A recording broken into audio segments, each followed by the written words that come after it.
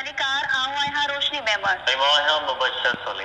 Nazim bulletin जी शुरुआत कंदासीं इन अहम ख़बर सां ठट्टो खां, जिते मीरपुर साकरो शाख में विंझंदे ॿ भाइर नींगर बुॾी फोत थी विया आहिनि। बिल्कुलु नाज़रीन, अफ़सोसनाक ख़बर असां शेयर कंदा हलूं त 10 वरनि जी नीगर अयूब ऐं संदसि 5 वरनि जे भाउ ज़फ़र डोमकी जा लाश हथिया विया आहिनि। ठट्टो वेझो मीरपुर साकरो शाख में विंझंदे 2 सॻा भाइर बुॾी फोत थी विया आहिनि, जिन ते ॿिन्ही जा लाश पिणु हथिया विया आहिनि।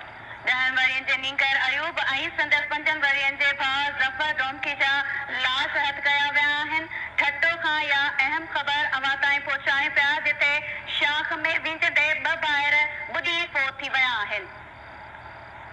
ठट्टो खां अफ़सोसनाक ख़बर असां शेयर कंदा हलूं त ठट्टो जे मीरपुर साकरो शाख में 2 सॻा भाइर विंझंदे बुॾी विया। 10 वरियनि जे नींगर अयूब ऐं संदसि 5 वरियनि जे भाउ ज़फ़र डोमकी जा लाश हथ कया विया आहिनि, जिन ते नींगरनि जे फोत थियण बैदि संदनि घरनि में रोज़राड़ो वतल आहे। वधीक तफ़सील मालूम कंदासीं, असां लाइन ते मौजूद आहे ठट्टो खां KTN न्यूज़ जो रिपोर्टर महबूब बिरोही। जी महबूब, वधीक कहिड़ा तफ़सील आहिनि? जी, अफ़सोसनाक ॿियो वाक़ियो पेश आयो आहे ठटे जे मीरपुर साकरो भरिसां ॿुआरा वटि, जिते ॻोठ नवाज़ ख़ुदूसानी भरिसां वाह आहे, शाख आहे। उन शाख में 2 भाइर जेके आहिनि डोमकी बिरादरी सां तालुक रखंदड़ 10 वरनि जो अयूब ऐं उनजो 5 वरनि जो भाउ आहे ज़फ़र, उहे वेझंदे बुॾी विया आहिनि, जिन जा लाश हाणे कढिया विया आहिनि ऐं मक़ामी ॻोठाणा लाश कढी तालुका इस्पताल शेख ज़ैद अस्पताल मीरपुर साकरो में क़दम कयो आहे।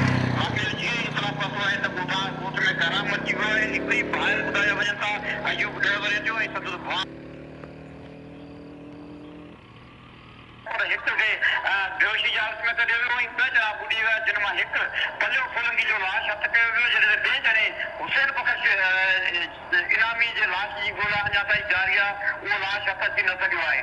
ठटे जे वाहन ऐं शाखनि में मुख़्तलिफ़ क़िस्म जा हादसा पेश आया आहिनि, जंहिंमें 5 ॼणा जेके आहिनि अजल जो शिकार थी चुका आहिनि। उन खां अॻु में छत्तीसगढ़ जे भरिसां कलरी वाह में हिकु मासूम ॿार सुमेर शेख पिणु बुॾी फोत थी वियो, जंहिंजो लाश मक़ामी ॻोठाणनि कढी वरितो। जी, वॾी महिरबानी ठट्टो खां महबूब बिरोही असांखे तफ़सील ॾिना आहिनि। मीरपुर साकरो शाख में विंझंदे 2 भाइर फोत थी विया आहिनि, जिन जा लाश